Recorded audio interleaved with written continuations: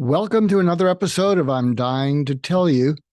Um, I've been having a lot of thoughts about listening because I wrote this book behind me. Uh, and some of the thoughts I were having was about, I think we need to do interpersonal meditation. Interpersonal meditation. When I think of meditation and yoga and mindfulness, I think these are great practices and they can help calm you down from an agitated state. And certainly when you're calmed down, there's a better chance that you can have a good conversation and that you could listen better. But what I'd prefer, or what I'd like to add in addition to that, is what I'm calling interpersonal meditation. And what that means is that when you're with people, or when you're with another person, especially an intimate person, you want to concentrate on what they are listening for. So underneath people listening to you, they're always listening for something. So even in these videos, you're looking and you're listening for ways to make your life better. And you're hoping that I can give you ways that are immediately doable by you so you can get on with that. One of the ways to become a better listener is to use the HUVA exercise, HUVA, or some people are calling it the HUVA dam because it's so challenging. And what HUVA stands for is heard out, understood, valued, added value.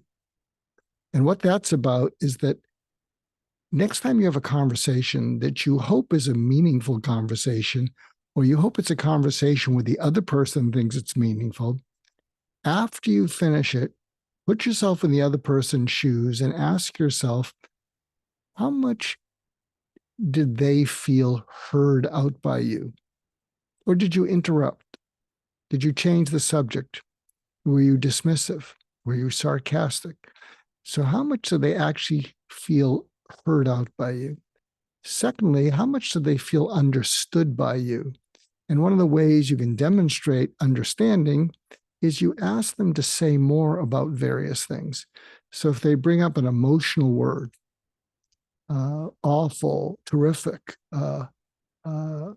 frustrating, whatever it is, when they finish saying that part of the conversation, say more about the awful, say more about the frustrating.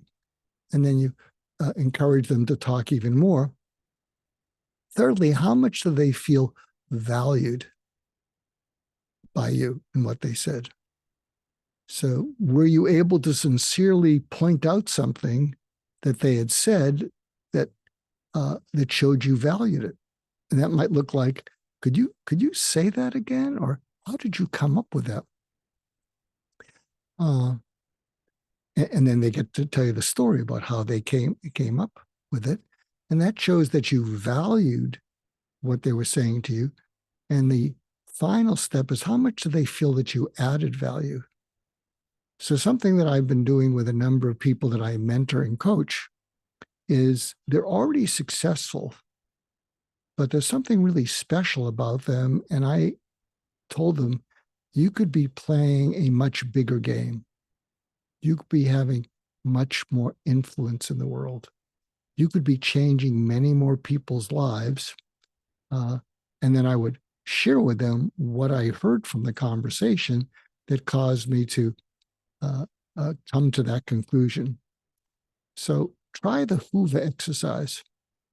And don't beat up on yourself because it doesn't come naturally, because most of us would rather talk than listen. And I guess I'm feeling pretty good with these series because I get to talk. And I justify it because I listened for 50 years. I learned a lot. I often didn't share that with my clients and patients because my focus was on helping them to feel less pain,